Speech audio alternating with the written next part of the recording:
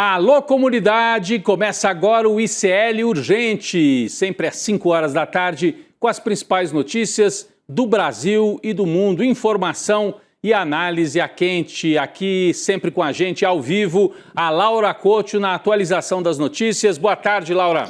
Boa tarde, Rodrigo. Boa tarde para você que está nos assistindo pelos canais do Instituto Conhecimento e Liberta e Eduardo Moreira no YouTube e também pelos nossos canais parceiros. Aproveita, gente, deixa seu like, se inscreve no nosso canal e comenta de onde você está assistindo o ICL Urgente hoje. Vamos lá, Rodrigo. Pois é. Ô, Laura, boa tarde para quem mora nesse país que acaba de ter um vice-campeão mundial, hein, de futebol. É um título que não dá para comemorar muito, né? Eu mando minha solidariedade aos torcedores do Flamengo em todas as partes. O Flamengo perdeu nos pênaltis agora há pouco. Olha, 2-1 para o Paris Saint-Germain, que se sagrou campeão mundial em cima do Flamengo. É isso aí. Bom, mas não dá nem tempo de falar muito de futebol. A gente tem notícias de Brasília, de todas as partes do país. Vamos seguir com elas, hein? A Comissão de Constituição e Justiça do Senado aprovou agora há pouco o texto do PL da dosimetria, também conhecido como anistia envergonhada, né? É aquele projeto feito sob encomenda para deixar Bolsonaro e os generais menos tempo na cadeia. Então passou na Comissão de Constituição e Justiça. A matéria vai ser encaminhada para votação agora no plenário do Senado e isso deve acontecer nas próximas horas, ainda nesta quarta-feira. Deve passar pelo Senado também esse projeto que permite ao Bolsonaro ficar menos tempo preso. Quem tem as atualizações é a Laura Couto. Rodrigo, o placar da votação final na CCJ foi de 17 votos a favor e 7 contra o PL da dosimetria. O PT, partido contrário ao projeto, teve 1 voto a favor, do senador Fabiano Contarato, do Espírito Santo, mas em nota o Contarato afirmou que votou errado, por engano, e solicitou uma mudança. Então, quando for corrigido, o resultado final vai ser de 16 votos a 8. E entre os apoiadores do projeto na CCJ, eu queria destacar os votos do Ciro Nogueira, o presidente do Partido Progressista, o senador Sérgio Moro, do União, e o senador Alessandro Vieira, do MDB de Sergipe, que até ontem tinha adiantado o voto e disse que era contra o projeto. Rodrigo, o que será que aconteceu? Pois é, o que aconteceu, Laura, foi um grande acordão com o Supremo e com tudo. Ficou feio para o Alessandro Vieira, porque ele apresenta um voto em separado, depois diz, não, veja bem, teve acordo, então eu vou votar com a maioria, mas ele não sustenta a posição dele, né? De qualquer maneira, o senador Alessandro Vieira teve um papel importante nessa sessão de hoje lá na Comissão de Constituição e Justiça. Ele falou no microfone aquilo que muita gente estava dizendo nos bastidores. Ele disse que a aprovação desse projeto na CCJ, e que deve ser aprovado depois no plenário também do Senado, fez parte de um grande acordo envolvendo, claro, os bolsonaristas, o Centrão, parte do governo federal, parte do governo Lula e até mesmo ministros do Supremo Tribunal Federal. Vamos ver o que disse Alessandro Vieira no microfone, publicamente. Vamos ver. Nos bastidores, o que está acontecendo é um grande acordo que envolve diretamente o ministro Alexandre de Moraes, que se entende no direito de interagir com senadores e deputados, sugerindo inclusive texto, enquanto, ao mesmo tempo, na tribuna da Suprema Corte, verbaliza o contrário. Verbaliza que o Congresso vai muito mal quando sinaliza para a sociedade. Este texto que estamos votando é fruto de um acordo entre o governo Lula, parte da oposição e o ministro Alexandre de Moraes, dentre outros ministros que já verbalizaram por aqui. Mas falo do ministro Alexandre porque esse eu posso afirmar com absoluta tranquilidade que interagiu com os senadores por diversas vezes em defesa desse texto. Olha só, é importante isso que o Alessandro Vieira verbalizou ali, hein? Tornou público. Porque ontem o Alexandre de Moraes, a gente mostrou aqui no ICL, na sessão de julgamento no STF, ele fez uma defesa vigorosa das prerrogativas do Supremo, da defesa da democracia, disse que o Congresso não deveria, né, dar moleza para golpista, etc. O que o Alessandro Vieira está dizendo o Alexandre de Moraes fala uma coisa em público, mas nos bastidores conversou com senadores e deputados sugerindo um texto para reduzir um pouco as penas dos condenados pelo golpe de Estado. A pergunta que se faz é, e o governo? o que o governo federal ganharia com esse acordo, que, na verdade, favorece o Bolsonaro, favorece o Centrão, né? Mas o que o governo ganharia com isso? Bom, o Palácio, essa é a informação que circulou hoje no Congresso, o Palácio do Planalto teria trocado a redução das penas pela aprovação por parte do Congresso do pacote fiscal, que passou ontem, foi aprovado, né, no Congresso. Um pacote que alivia as contas do governo e permite que o governo entre em 2026, ano eleitoral, com as contas bem organizadas. Então teria sido essa moeda de troca. O senador Randolph Rodrigues, que é do PT, do Partido dos Trabalhadores, e é líder do governo no Congresso, negou a existência desse acordo. Vamos assistir. O governo quer ter uma matéria central para fecharmos a lei orçamentária ano que vem. Nós temos um espaço, um rombo na lei orçamentária de 20 bilhões. Essa matéria foi votada ontem na Câmara dos Deputados e é necessário essa matéria ser votada no dia de hoje no Senado.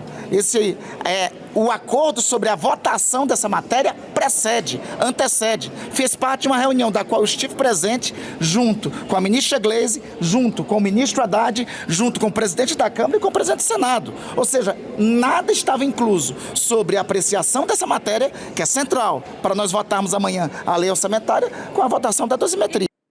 O Randolph está dizendo que são dois acordos diferentes. Uma coisa é a aprovação do pacote fiscal e outra coisa é a dosimetria, que não houve troca entre governo e oposição para deixar passar, né, pelo Senado essa redução de penas. Acontece que o senador Renan Calheiros, do MDB, que não é um bolsonarista, longe disso, é um homem de centro, com bom trânsito no governo federal, também denunciou a existência desse acordo político.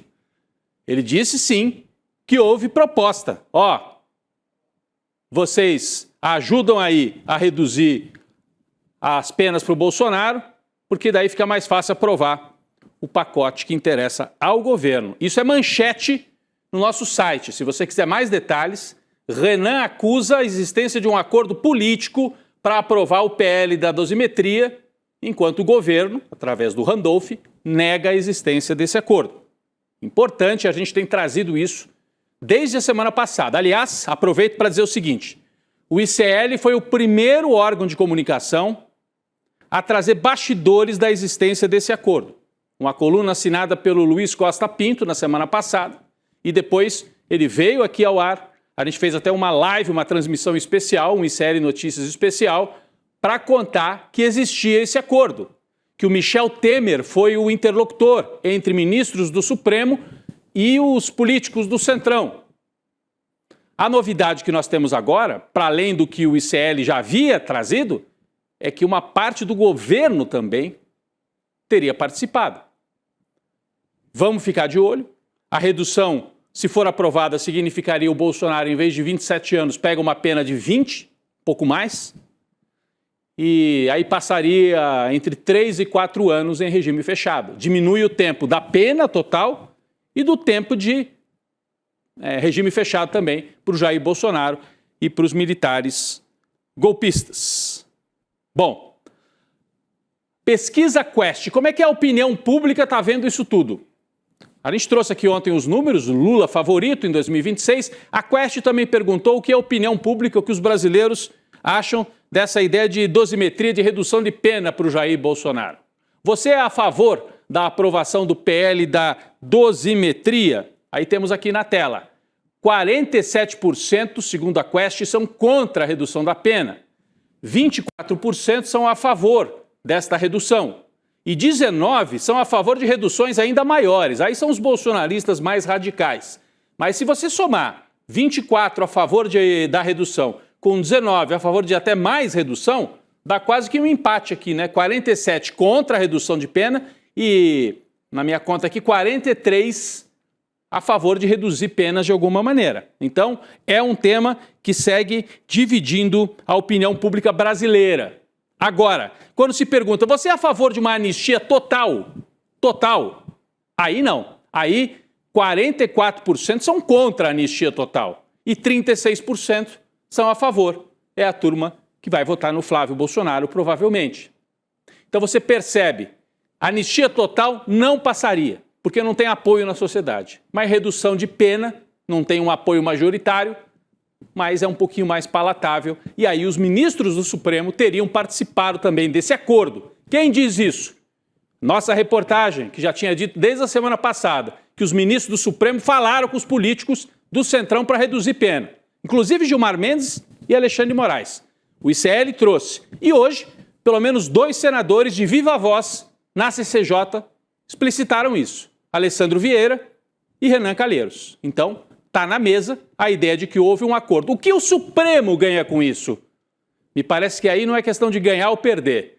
É de fazer uma leitura de que, reduzindo pena, diminui a fervura, diminui a pressão contra o Supremo. Pessoalmente, eu acho um erro.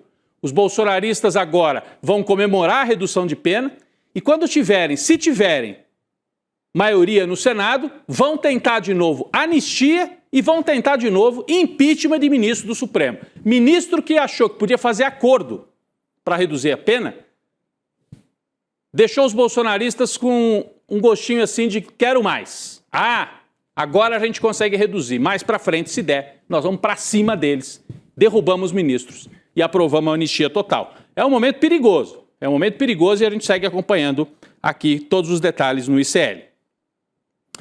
O presidente Lula anunciou hoje troca ministerial. Foi durante a última reunião ministerial ocorrida neste ano de 2025. Aqui tem a foto oficial do evento. Foi na Granja do Torto, que é aquela residência fora ali de Brasília, né? Um sítio da presidência da República. O Lula reuniu os ministros. Está aqui a fotografia, todo mundo aqui. Tem o Alckmin, tem o Lewandowski, o Haddad, o Rui Costa, enfim, a Gleisi, né? O Mauro Vieira, todos os ministros e ministras aí importantes da equipe do Lula. E durante esta reunião ele anunciou que o Celso Sabino deve deixar o cargo de ministro do Turismo. Né? Esse é o Celso Sabino. Laura, tem mais detalhes sobre isso e sobre outros fatos ocorridos durante a reunião, né? Rodrigo, o presidente Lula também já adiantou quem vai ficar no lugar do Celso Sabino. É o Gustavo Damião, que foi secretário de Turismo e Desenvolvimento Econômico da Paraíba. E nesta última reunião do ano, Lula também anunciou que vai criar o Ministério da Segurança Pública. Mas isso caso o Congresso Nacional aprove a PEC sobre o tema e também defina aí o papel do governo na área. Porque hoje a segurança pública é responsabilidade dos estados. E sobre a reeleição, o Lula foi pragmático. Ele pediu para os ministros que divulguem e façam chegar aos brasileiros as conquistas do governo durante esses anos. Laura, ele mais do que pediu, ele cobrou, né? Ele disse, vocês precisam fazer chegar lá na ponta. O Lula está preocupado porque ele acha que ele tem o que mostrar e que tem dificuldade ainda na comunicação, que melhorou, hein? A comunicação do governo melhorou, mas o Lula, na reunião, cobrou que os ministros pessoalmente se empenhem em explicar melhor os projetos que foram aprovados, em fazer com que isso chegue lá na base, na ponta, ainda mais no ano eleitoral. O presidente Lula também cobrou lealdade de quem estiver ao lado dele nas eleições de 2026. Lula disse, vai ser uma eleição duríssima e é preciso escolher de que lado que cada um está. Não dá para ficar em cima do muro. Acho que era um recado para os ministros do Centrão, né, indicados por partidos do Centrão. Vamos acompanhar esse trecho da fala durante a reunião ministerial. O ano que vem é o ano em que a gente tem a oportunidade, não só porque estaremos em disputa, mas porque cada ministro, cada partido que vocês participam, vai ter que estar no processo eleitoral e vai ter que se definir de que lado está. Será inexorável. Será inexorável as pessoas terem que se, definindo, e definindo o discurso que vão fazer. Eles vão ter que defender aquilo que ele acha que pode elegê-lo. E eu acho que nós temos uma força extraordinária. Aí, é a cobrança, sim, para os ministros, principalmente desses partidos aí que ficam com um pé em cada lado da canoa, né? Ou um pé em cada canoa, melhor dizendo. Né? Bom, saímos do Poder Executivo e vamos voltar para o debate do Poder Judiciário. A primeira turma do Supremo Tribunal Federal praticamente encerrou, né, o julgamento da trama golpista, ao condenar mais 5 pessoas, essas agora do núcleo 3, do núcleo 2. Né? Então encerrou o núcleo 2 também. Tá faltando só uma pessoa a ser julgada, hein? O tal do Paulo Figueiredo, neto do ditador que está lá escondido nos Estados Unidos e que vai ser julgado num núcleo dele sozinho. Que ele não respondeu à justiça, está tentando se esconder, mas vai ser julgado também. Bom, é a primeira vez que o judiciário pune, como a gente já destacou várias vezes aqui, pune generais e um ex-presidente por tentativa de golpe de Estado. No total, a corte condenou 29 réus de todos os núcleos, né? E absolveu só 2. Somadas, as penas superam 500 anos de prisão. Os 5 condenados do núcleo 2 da trama golpista, esse que terminou ontem, né? Pegaram penas parecidas com a dos integrantes do núcleo crucial. Vamos dar uma olhada para relembrar? O núcleo crucial é aquele do Bolsonaro. Então o Bolsonaro, você lembra, pegou 27 anos e 3 meses, o Braga Neto pegou, cadê o Braga Neto? Aqui, tá aqui. Pegou 26 anos e meio, 26 anos e 6 meses, o Augusto Heleno pegou 21 anos, o Almir Garnier 24 anos. São alguns aí do núcleo crucial. Aí ontem, como eu disse, se encerrou o núcleo 2. E olha, vamos trazer aqui as penas do núcleo 2, porque algumas delas altíssimas. General Mário Fernandes, aquele que teria coordenado o plano do punhal verde e amarelo. Pena, 26 anos e 6 meses. Abaixo do Bolsonaro, só tem ele e o Braga Neto com uma pena tão alta. Quase chegando na pena do Bolsonaro. Mário Fernandes, general do Exército, 26 anos de cadeia. Silvinei Vasquez, aquele que coordenou a PRF, a Polícia Rodoviária, e colocou a polícia para atrapalhar os brasileiros de votar, 24 anos e 6 meses de cadeia. Então, esse núcleo aqui, penas pesadas, até porque participaram de fatos importantes e, assim, em alguns casos, delicadíssimos. Punhal verde e amarelo, coordenado pelo Mário Fernandes, envolvia, se preciso, executar, matar Lula, Alckmin e o próprio Alexandre de Moraes. Então, está encerrado também o núcleo 2. Com isso, só o Paulo Figueiredo é que falta ser julgado entre os comandantes do golpismo. Por isso que a gente diz, nem acabamos ainda de ter as penas aqui, ainda tem os últimos recursos, embargos e tal, e o Congresso já vai aprovar a redução de pena. É vergonhoso e eu digo mais, é perigoso. Ministros do Supremo, não, isso é para diminuir a pressão. Sabe aquela história? Você oferece o dedo, vão querer o braço, vão querer o braço inteiro. Estão piscando, sabe? Piscou. É perigoso ceder para os golpistas que precisam ser punidos e pagar pelo que fizeram. Vamos adiante, vamos adiante. Ao que parece, a candidatura de Tarcísio de Freitas, que era o queridinho do mercado financeiro, da Faria Lima, dos partidos aí do Centrão, a candidatura do Tarcísio foi para o ralo mesmo, hein? Não sou eu que estou dizendo, não. O anúncio foi feito pelo presidente nacional do PP, o Progressistas, o Ciro Nogueira, um dos principais caciques do Centrão. Ele teve mais uma conversa com integrantes do mercado financeiro e deu essa declaração ali nessas reuniões que eles gostam de fazer para passar assim, eu tenho informação de bastidor para vocês do mercado. E agora ele está dizendo, Tarcísio já era, disse o Ciro Nogueira. Ele afirmou que o Tarcísio vai tentar mesmo a reeleição ao governo de São Paulo e que o candidato Jair Bolsonaro ao Planalto será o filho Flávio. Ou seja, não é só um balão de ensaio a candidatura do Flávio. Não, para o Ciro Nogueira, ele está dizendo para Faria Lima, é uma candidatura para valer.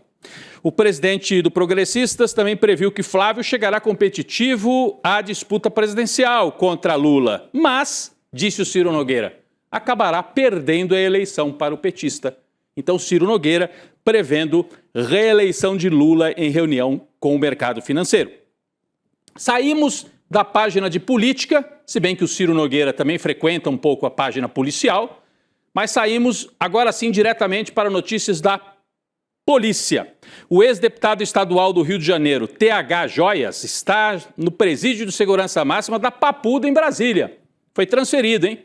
Ele estava detido em Bangu, na zona oeste do Rio, desde setembro, mas teve transferência determinada pelo ministro Alexandre de Moraes, que mandou que TH Joias cumpra RDD, Regime Disciplinar Diferenciado. Saiu de Bangu e foi para Brasília, para Papuda. Laura tem mais detalhes sobre isso. Rodrigo, esse regime disciplinar diferenciado, o RDD, é uma sanção disciplinar aplicada a presos que cometem faltas graves ou representam aí alto risco. E embora o preso mantenha o regime original, as regras do RDD impõem um isolamento mais severo. O preso fica em uma cela individual por um período máximo de 2 anos e as visitas são quinzenais e gravadas e fiscalizadas, Rodrigo. O regime pode ser aplicado a presos que pratiquem crimes contra a disciplina interna ou quando há indícios de liderança em organizações criminosas. O TH Joias foi indiciado por crime de organização criminosa, tráfico interestadual de drogas, corrupção, lavagem de dinheiro, contrabando e ligações com o Comando Vermelho e muito mais que não dá para listar aqui, Rodrigo. Então imagino que seja isso. É uma lista longa. Então, será que ele está ameaçado de morte? Ou ele mesmo é um risco, ficando no Rio de Janeiro? De qualquer maneira, está transferido para Papuda. Lembrando que o Jair Bolsonaro está até pedindo para ir para Papuda também. Quem sabe ele fica lá perto do TH Joias, em breve. A PGR, Procuradoria-Geral da República, apontou possível origem ilícita do dinheiro apreendido com o ex-presidente da Alerj, Rodrigo Bacelar, no dia da prisão dele. Vocês lembram dessa história?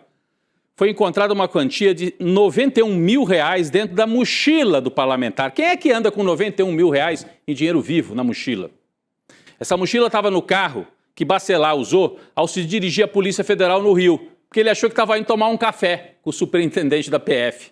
Aí levou a mochila com dinheiro, levou os celulares, quando chegou lá, recebeu o famoso "esteja preso, deputado". E aí a polícia ficou com o dinheiro e ficou com os celulares e está tentando investigar. De onde veio esse dinheiro?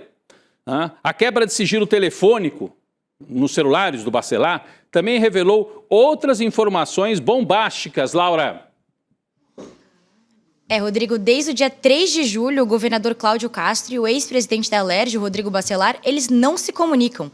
A relação entre o Castro e o Bacelar se rompeu durante uma viagem do governador, quando o Bacelar assumiu interinamente o governo e, sem avisar o titular, o Bacelar demitiu um dos secretários mais importantes, o deputado Washington Reis, que era responsável pela pasta de transportes. Muitos términos esse ano, né, Rodrigo? Teve o Trump com o Musk também.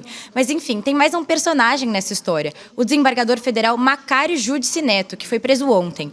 O Macário, ele assumiu o papel de bombeiro para conter o clima entre o Bacelar e o Cláudio Castro, mas a tentativa de pacificação não deu certo. Numa mensagem, o Bacelar disse que não ia recuar da briga e afirmou o seguinte, abre aspas, "se ele quiser me enfrentar, bebo o sangue dele", do Castro no caso. "Sou da roça, amo brigar com peixeira na mão". E rolou demonstração de amor também, Rodrigo. O desembargador enviou para o Bacelar uma mensagem dizendo "te amo".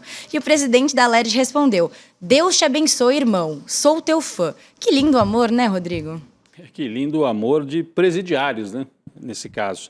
Agora, vamos lembrar que o Macário, o desembargador, e o Bacelar, deputado, trabalharam para tentar evitar a prisão do TH Joias. Por isso que estão sendo investigados. E o Cláudio Castro está enrolado também nessa história, o governador do Rio. Vamos acompanhar.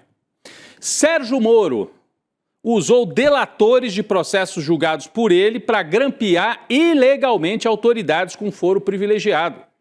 Moro, que é senador da República pela União Brasil do Paraná, mandou uma pessoa grampear autoridades. O grampo foi encontrado pela Polícia Federal numa operação de busca e apreensão lá na 13ª Vara de Curitiba, há 2 semanas, lembra? A Polícia Federal bateu por lá.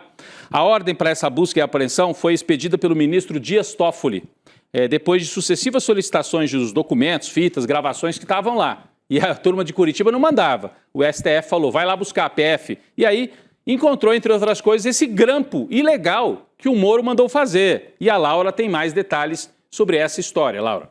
Rodrigo, um documento de 2005, ou seja, 20 anos atrás, mostra o Sérgio Moro exigindo que o delator Tony Garcia gravasse de novo uma autoridade porque as gravações já obtidas não eram suficientes para os fins pretendidos. O Moro se referia ao presidente do Tribunal de Contas do Estado do Paraná, o Heinz Herwig. A investigação apurava o eventual envolvimento do presidente do TCE com uma grande empresa do setor alimentício. Em um trecho dessa escuta, o Herwig critica o Moro e diz que, na verdade, ele é polícia, promotor e juiz, Rodrigo. São mais de 40 horas de gravações e os relatórios também mencionam desembargadores do TRF4 em situações de foro íntimo, ou seja, um juiz que agia fora da lei e usava delatores em arapongagem para monitorar autoridades fora do alcance e era visto como herói pela população.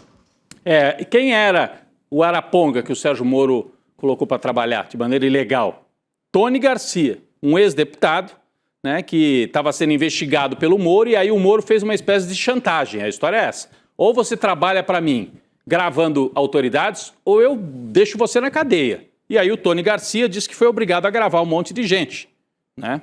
Ele, Tony Garcia, firmou um acordo de delação premiada depois de passar 30 dias preso. Fez esse acordo com o Moro. Ó, eu gravo, tá bom. Aí você não me prende mais. Tony Garcia contou ao STF que realizou gravações telefônicas, ambientais, inclusive usando câmeras escondidas.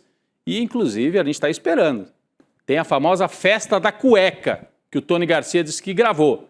Desembargadores, juízes, num ambiente assim festivo, com pouca roupa, por isso que tem esse nome, que teriam sido gravados. E o Moro tem essas gravações. E por isso, desembargadores estariam na mão de Sérgio Moro na época da Lava Jato. Essa é a história que ainda precisa ser confirmada. Sérgio Moro nega tudo e diz que não houve nenhuma ilegalidade. Vamos aguardar. Estou esperando para ver se sai esse vídeo da festa da cueca. Vamos ver. O governo Jair Bolsonaro foi informado sobre riscos da epidemia de Covid já nos primeiros dias do surto, quando a epidemia ainda estava na China. Documentos que até hoje estavam em sigilo revelam que a ABIN não só alertou sobre a doença, mas também apontou para o risco de desabastecimento de insumos farmacêuticos no Brasil. O Bolsonaro fez o quê? Nada. Laura, essa história está vindo à tona só agora. É mais um fato que deveria levar o Bolsonaro a ser julgado, né? Rodrigo, essa informação faz parte de documentos da ABIN que foram obtidos depois de uma longa batalha judicial com uma organização sem fins lucrativos especializada em transparência pública. E desde os primeiros casos na China, o Jair Bolsonaro foi avisado sobre o risco da crise sanitária e a necessidade de medidas para limitar a transmissão do vírus que estava matando ainda só do outro lado do mundo. Em 2023, depois dos documentos terem sido vetados pelo governo Bolsonaro, a imprensa brasileira publicou informes da ABIN que faziam um alerta a partir de março de 2020. Agora, os relatórios que começam a ser publicados pelo ICL Notícias, na coluna do querido Jamil Chad, aqui do nosso ICL, revelam que essa preocupação existia desde o dia 1 na China. E Brasília foi avisada imediatamente, Rodrigo. O negacionismo do Jair Bolsonaro matou mais de 700 mil pessoas e deu ao Brasil um lugar entre os países com maior número de vítimas fatais, inclusive a minha avó, Rodrigo. Poxa, Laura, essa história é terrível das vítimas da Covid. O Bolsonaro não ajudou, não trabalhou e ainda espalhou notícia falsa, provocando milhares de vítimas, né, que poderiam ter sido poupadas, inclusive a avó da Laura Couto, entre as 700 mil vítimas. Pessoal, o registro aqui, os temporais, que atingiram a região sudeste e provocaram mortes, deixaram várias cidades em estado de alerta. Só na Grande São Paulo, só na Grande São Paulo, mais de 50 mil imóveis amanheceram sem energia. Petrópolis, na região serrana do Rio, está sob alerta extremo. Escola e comércio fechados. Então a gente tem imagens terríveis lá em Petrópolis, né, de terra que desceu, é a região serrana do Rio de Janeiro. Também no estado de São Paulo, 2 pessoas morreram em Ilhabela, no litoral paulista, né? E um homem está desaparecido depois que o carro dele foi levado pela enxurrada em Ilhabela. Em dezembro já são ao todo 7 mortes provocadas por tragédias ambientais e temporais só no estado de São Paulo. E olha que a gente ainda nem chegou ao verão. São temporais de verão que estão vindo antes do verão começar oficialmente no Brasil. Eu agradeço a Laura Couto pela parceria aqui em mais essa transmissão no ICL Urgente. Laura. Obrigada, Rodrigo. Até amanhã. Até amanhã. E eu queria aqui trazer uma lembrança importante. 2025 foi um ano que testou os limites da política, né? Testou os limites. Você acompanhou aqui com a gente tantas histórias importantes e vai ter a chance de assistir ao vivo, sexta-feira, depois de amanhã, 8 horas da manhã, sob o comando do William De Luca e da Roberta Garcia. Eles vão apresentar a retrospectiva 2025 pelos olhos do ICL Notícias. Então vão chamando mês a mês, janeiro, fevereiro, março, o que foi acontecendo ao longo do ano, e os nossos comentaristas entram, relembram para você e fazem um balanço desse ano de 2025, que termina com Jair Bolsonaro preso, com o presidente Lula recuperando popularidade, mas com a direita ainda forte e tentando impor essa anistia disfarçada. Vamos acompanhar tudo na retrospectiva 2025. Sexta-feira, 8 horas da noite, fica aqui o nosso convite. Venha, porque vai estar todo mundo aqui. Juliana Dalpiva, Heloísa Vilela, Eduardo Moreira, o Demore, o Chico Sá, eu vou estar lá também, o João César de Castro Rocha, Leonardo Trevisan, todo mundo comentando e ajudando a contar o que aconteceu de mais importante em 2025. É 8 horas da manhã, é isso que o pessoal me lembra aqui, é 8 horas da manhã a retrospectiva na sexta-feira. É isso, gente. Daqui a pouco começa o N2, eu estarei por lá com a Gabi Varela, o Chico Sá, o ICL Urgente volta amanhã. Valeu! Um ano intenso e perigoso. Ferro quente? Vamos relembrar tudo na retrospectiva do ICL 2025, que vai ser ao vivo. Agora foi. Um ano de seguidos ataques da extrema-direita. Todos os crimes. A resistência das forças democráticas. Um plano. As análises do nosso time de jornalistas e comentaristas. Para fechar o STF. Retrospectiva ICL 2025. Apresentação Roberta Garcia e William De Luca. Sexta-feira, 19 de dezembro, a partir das 8 da manhã.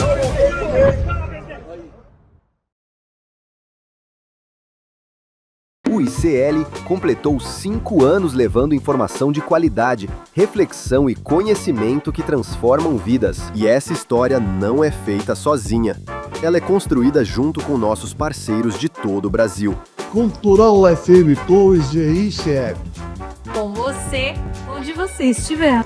Passando para agradecer a grande parceria que temos com o Instituto Conhecimento Liberta. Obrigado pela parceria que realmente liberta. A nossa parceria aqui em retransmitir o conteúdo do N1 foi um golaço, gol de letra, que venham muitos anos para nós.